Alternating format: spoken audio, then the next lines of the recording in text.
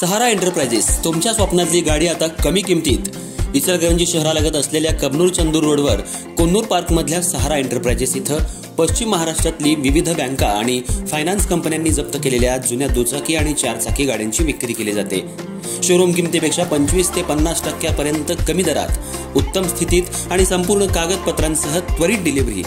दुचाकी 20,000 पासून पुढे तर चारचाकी 50,000 पासून पुढे। आपल्या पसंतीची कार किंवा बाईक आता अगदी परवडणाऱ्या दरात घेऊन जा। विश्वास, पारदर्शक व्यवहार आणि उत्तम सेवा हेच आमचं वैशिष्ट्य। पत्ता Konnur park, Kabnur Chandur road, Ichalkaranji. Proprietor Rajubhai आजगर।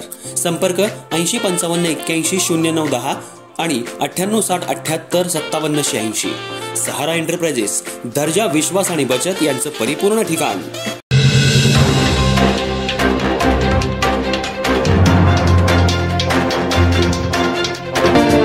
नमस्कार, मी तेजस्विनी मगदूम।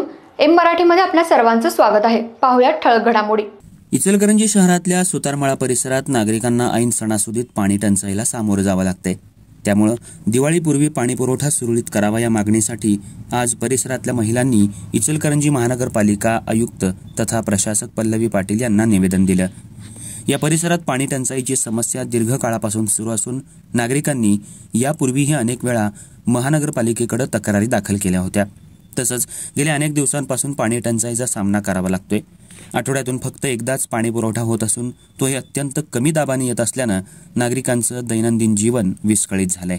त्यामुळे यावर तातडीनं उपाययोजना करण्यात यावी या मागणीसाठी परिसरातल्या महिलांनी आज इचलकरंजी महानगरपालिका आयुक्त तथा प्रशासक पल्लवी पाटील यांना निवेदन दिलं। दरम्यान यावेळी आठवड्यातून एकदाच येणारं पाणी पुरेसं नसल्यामुळे घरगुती कामकाज, लहान मुलांचे तसेच वयोवृद्धांचे हाल होत आहेत। अनेकदा पाणी भरताना महिलांना रात्री उशिरापर्यंत जागावं लागतं। दिवाळी सण जवळ येत असताना ही समस्या अधिकच गंभीर होत असल्याचं काही महिलांनी सांगितलं। यानंतर आयुक्त पल्लवी पाटील यांनी तत्काळ लक्ष घालत संबंधित अधिकारी बाजीराव कांबळे यांना आदेश दिले की सुतारमाळा परिसरासह कमी दाबानं पाणी पुरवठा होणाऱ्या भागांची तातडीनं पाहणी करून आवश्यक उपाययोजना करून दिवाळीपूर्वी पाणी पुरवठा सुरळीत करावा अशा सूचना त्यांनी दिल्या।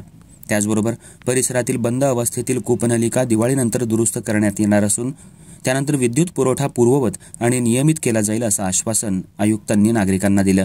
यावेळी सावित्री हजारे, संगीता खारगे, अनिता चोपडे, नूरजहां कागवाडे, शैलेजा भोपळे, जयश्री इंगवले, अर्पिता आळंदे यांसह अन्य महिला मोठ्या संख्येनं उपस्थित होत्या।